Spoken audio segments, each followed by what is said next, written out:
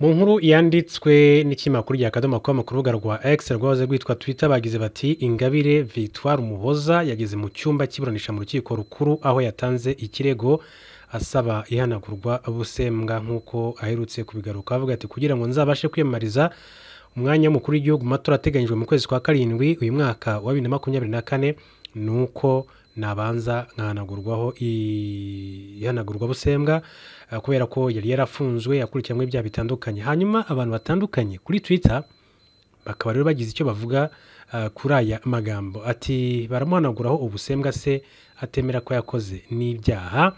Aragize ati umuheza nguni w'umugore Ingabire Victoire Umuhoza ati yageze mu rukiko ngo ategerejwe guhanagurwaho ubusembwa ati dore zimwe mu mpamvu zemeza ko atari buhanagurweho ubusembwa uko yajya bigarukaho ati mu Rwanda byonyine ati iyo wiyemeje guhatana mu matora ya Perezida wa Repubulika ati ntabwo bikora ati sindi umucamanza ariko ati Madame Ingabire Victoire Umuhoza ntabwo yemerewe guhabwa ihanagurwa busembwa kubera ingengabitekerezo mbi ya jenoside yamugize imbata ati niwe ugisingiza FDLR yasize ikoze jenoside yakorewe abatutsi mu Rwanda atirwa kandi akora icengezamatwara ry'ingengabitekerezo mbi nkuko uyu yakomeje kugenda abigaruka ati ingengabitekerezo mbi mu rubyiruko ati mbese ubwo urubanza sindurangije undi ahubwo afite shida ati hanyuma se ibyo bintu byose arabikora akaba atagera imbere y'ubushinjacyaha ati ngewe uyu mugore simuzi ati akora iki ati ku buryo rero atabazwa ibyo byaha byose uvuze nkuko uyu nawe abigarutseho muri aka kanya. Ni benshi rero akomeje kugira bagira icyo bavuga ati nta kwire guhanagurwaho ubusembwa atamahirwe masa kuri Madame Ingabire Victoire Umuvugizi ati bo batagira kivugira ati ngo ashaka kuba perezida harya ati umunyarwandakazi wujuje ubunyarwanda ati n'umuntu ati none se umunyarwandakazi yasaba guhanagurwaho ubusembwa cyangwa se yasaba kumuhanaguraho ubusembwa kazi ati rimwe na rimwe rero ikinyarwanda kiragorana ati yahanagurwa busembwa ati barabuhanagura ku mutima no mu isura se ati yagakwiye kujya gushaka abaganga ahubwo bakamukorera operation ya plastic surgery ati y'ubusembwa ati yavukanye ati yo uri mubi uba uri mubi ati Imana yonyine niyo rero yakumukiza naho ibindi arimo ati namanjwe atubwe asa n'ubusembwa ati none ari kubwihakana ati nyina w'ingengabitekerezo jenoside se ntazi ko abanyarwanda twamaze kumukatira ahubwo ubusembwa ko mbona ari bwo yirirwa yivurugutamo ati nta kuntu bakongera bakamujyana kugororwa ati buriya ko wenda yashyira ubwenge ku gihe arasaba ate kuhanagurwaho se kandi arushaho kubwongera ati nabanze asaba Imana imanagureho urwango yangira abandi uko bavutse kandi batarabihisemo like mother like daughter ati bamwongere ubusembwa ahubwo kuko ubwo afite burarenze ati nta n'isoni agira uyu niwe wirirwa ashaka ko u Rwanda rubura umutekano none ngo arashaka iki ati uyu mudamu ntabwo yanyobora ati ndakurahiye ati nta bushobozi nabo cyabifitiye rwose ati yewe ga ari gusetsa ati mikaratu undi ati kuntu tamahirwe masa ati mfite amatsiko yo kumenya niba ibyaha yahaniwe yaragizwe umwere nyuma yo kubabarirwa.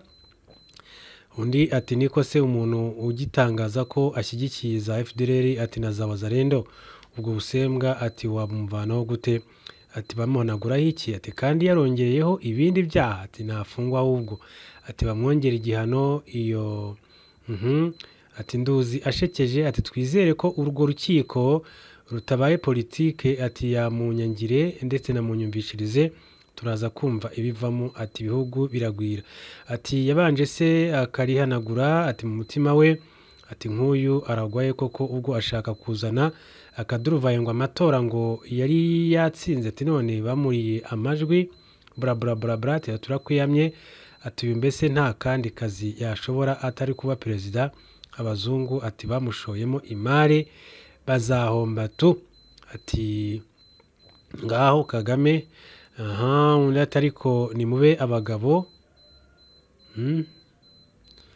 undi ati nsabye nkomeje ko batarimuhate kuko uwo mugore ni mubi kurusha uko mubitekereza ati namuhebeye aho yihisha akajya gukorera inama za Kirehe ati nabwo agasaba ko inama ibamo abo yita abahutu gusa ati ntimuri muhe nyaboneka inshuti ya za nterahamwe za RDC ngo ni wazarendo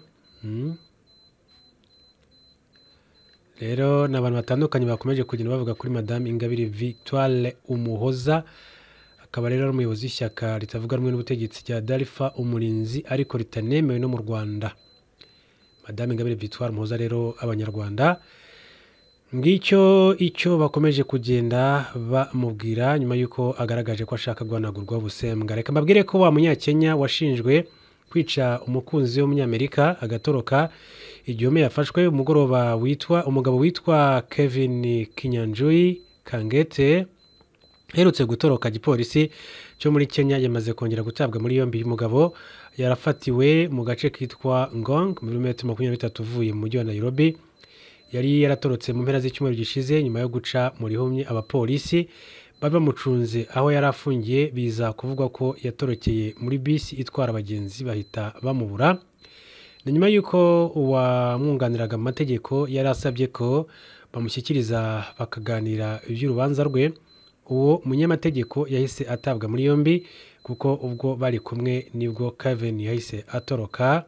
Amakuru avuga ko uyu munyakenya ufite ubwenegihugu bwa Amerika yafashwe kuri wa kabiri biturutse mu makuru abaturage bahaye igipolisi, asanzwe kandi ashakishwa na Amerika imushinja kwica umukunzi w'umunyamerikakazi. Ubuyobozi bw'iki gihugu buvuga ko Kevin yishe umukobwa bakundanaga witwa Margaret Mbitu mu kwezi k'Ukwakira umwaka ushize 2023, asiga umurambo we mu modoka ku kibuga cy'indege cyo mu mujyi wa Boston muri Amerika. Nyuma ngo yaje kurira indege ahita ajya muri Kenya, ari nacyo gihugu cye cy'amavuko. Gusa bidatinze mu ijoro rya tariki 30 Mutarama uyu mwaka nibwo igipolisi cyamufatiye mu kabyiniro cyangwa se night club. Kwa gatanu w'icyumweru cyashize nibwo yari kugezwa mu butabera iyo ataza gutoroka agafatwa icyemezo niba azaburanishirizwa muri Kenya cyangwa se niba azoherezwa mu butabera bwa Amerika. Ku birego yashinjwaga haziyongeraho n'icyo gutoroka ubutabera.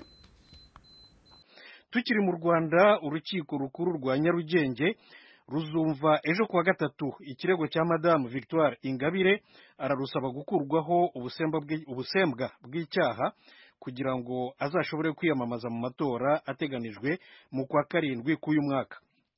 Victoire Ingabire yafunzwe amezi arenga 6 kure, kandi itegeko nshinga rivuga ko umuntu wafunzwe icyo gihe cy'amezi 6 adashobora kugira urwego rw'ubutegetsi yiyamamariza keretse akuweho ubusembwa nyuma y'imyaka 5. Mugenzi wacu Venuste Nshimiyimana yabajije Victoire Ingabire uyobora ishyaka Dalfa Umurinzi icyo asaba urukiko. Umunyapolitike wafunzwe kandi ashaka gukomeza gukora politiki, amategeko y'u Rwanda cyane itegeko nshinga rikaba ritemeje umuntu wafunzwe igihe cy'amezi 6 wakatiwe n'urukiko agafungwa igihe kirenze amezi 6 kuba yagira umwanya yiyamamariza ubuyobozi mu gihugu cyacu, kandi nkaba nshaka kugira uruhare mu matora azaza muri uyu mwaka mu kwa karindwi. Nanditse nsaba urukiko rukuru kugira ngo urwane Kigali kugira ngo ruvureho ubusembwa ashobore kuba nazagira uruhare mu matora. Ariko se mbere yo kubisaba wari uzi yuko bishoboka ushobora kubihabwa? Kubera ko dufite itegeko rigena imiburanishirize y'imanza nshinjabyaha mu ngingo yaryo ya 146 250 irabiteganya rwose, bivuga ko umuntu wese wakatiwe n'inkiko nyuma hashize imyaka 5 ashobora gusaba gukorerwaho ubusembwa. Kuva rero mfunguwe imyaka 5 irashize kuva mpawe imbabazi na Perezida wa Repubulika. Uragira uti ndashaka kuziyamamaza mu matora ateganijwe mu Rwanda mu kwezi kwa karindwi, n'uwuhe mwanya uziyamamariza? Uyu mwaka bwa mbere mu mateka y'Abanyarwanda tuzatora rimwe Perezida wa Repubulika, zaba guverinoma n'abadepite bazicara mu nteko ishinga amategeko. Ubwo rero ndumva igihe nikigera niba ubusembwa nabukuriweho nibwo mu by'ukuri nzashobora kuba natangaza umwanya nziyamamazaho, yaba ku mwanya Perezida wa Repubulika cyangwa se ku mwanya wo kwicara mu nteko ishinga amategeko. Madame Victoire Ingabire, umaze imyaka 5 ufunguwe, uri hanze, uba mu Rwanda. Iyo urebye izo nzego z'ubutabera witabaje kugira ngo uzikurenganure, wagiye kuzitabaza uzizeye? Kubera ko dufite itegeko nakurikije amategeko, nuko ndizera ko izi nkiko zizakurikiza amategeko ahari zikansubiza uburenganzira bwanjye. Uravuga uti na amategeko, ariko se hari abandi byabayeho mu Rwanda ku buryo wavuga uti ibyabaye ku bandi nanjye bizangirirwaho? hari abantu bagiye bafungwa bagafungurwa kandi bagahabwa imyanya. Natanga urugero nka Kalisa wayoboraga BCDI yarafunzwe kandi nyuma tuzi ko yahawe kuba ambasaderi. Ntabwo birashoboka kuko mu mategeko yacu birimo, ntabwo mbona impamvu byashyizwa ku bandi kuri njyewe ntibyubahirizwe. Mbese iyo umuntu yashyizweho icyo wita ubusembwa cyo gufungwa amezi arenze 6 kugira ngo kiveho, washushe numbwira ngo hagomba kuba gusa hashize imyaka 5, nta bindi bintu bisabwa kugira ngo umuntu bamuvanireho ubwo busembwa nyirizina? Bisabwa kuba umuntu arajya yitwara neza nyuma yo gufungurwa, bikagaragara ko nta bindi byaha yakoze, bikagaragara ko abana neza n'aho atuye, yubahiriza gahunda za leta, akora umuganda, ajya mu nama ziteganywa n'urwego urwo ari rwo rwose rw'ubuyobozi rw'aho atuye. Ibyo rero nsanzwe mbikora, akazi ngibyo birazwi ntawabishidikanyaho, kuko nkunda igihugu cyanjye, nshaka kubaka igihugu cyanjye, nuko nta gahunda ntigeze nubahiriza. Ndetse hari n'ibisabwa, njye nafungurwaga n'imbabazi za Perezida wa Repubulika, hari ibyo nagombaga kubahiriza cyane bijyanye no kuba ntashobora gusohoka igihugu, nta burenganzira sinigeze nsohoka igihugu. Rero nagerageje kuzisaba ko ibyakunze. Ikindi ni ukwitaba rimwe mu kwezi mu biro byo kwa procureur nkajya gusinya, nabyo narabyubahirije, kereka nk'ibihe twari muri za Covid. Numva ibisabwa byose byujuje ku buryo kugeza uyu munsi ntarabona impamvu n'imwe yatuma nshobora kuba nakwimwa guhanagurwa hosembwa. Madame Victoire Ingabire, utanga amafaranga y'irondo? Cyane rwose ndayatanga. Amafaranga y'umutekano, amafaranga y'isuku ndayatanga rwose.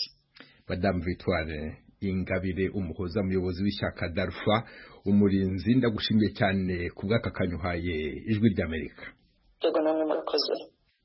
Ishyaka Dalfa umurinzi, twibutse yuko ritaremerwa n'amategeko mu Rwanda. Mu Rwanda kandi ishyirahamwe ry'umupira w'amaguru Ferwafa ryahagaritse umukinnyi w'ikipe ya Rayon Sport Héritier Nzinga Luvumbu. Edi Rwema araduha ibindi bisobanuro. Mu itangazo iri shyirahamwe rivuga ko Luvumbu ukomoka muri Repubulika ya Demokarasi ya Kongo yagaragaye yerekana ibimenyetso bijyanye na politike bihabanye n'amategeko nshingiro n'amategeko ngengamyitwarire ya Ferwafa, CAF na FIFA abuza gukoresha ibimenyetso cyangwa amagambo bya politike mu mupira w'amaguru. Ferwafa ivuga ko uyu mukinnyi yakoze ibyo mu mukino wahuje Rayon Sport na Polisi. Rayon Sport yatsinze uyu mukino ku bitego 2-1. Kimwe muri byo cyatsinzwe na Luvumbu waje gukora ikimenyetso kirimo gushyira intoki ebyiri ku gahanga n'ikiganza ku munwa, bishatse kuvuga gutungwa imbunda no gucecekeshwa. Mu itangazo Ferwafa yagize iti komisiyo yigenga ishinzwe imyitwarire muri Ferwafa nyuma yo guterana yemeje ko bwana Héritier Nzinga Luvumbu ahanishwa guhagarikwa amezi 6 mu bikorwa byose by'umupira w'amaguru mu Rwanda. Iki kimenyetso cyari nanone giherutse gukoreshwa n'abakinnyi b'ikipe y'igihugu ya Kongo mu mukino wa 1/2 cy'igikombe cya Afurika wabahuje na Cote d'Ivoire.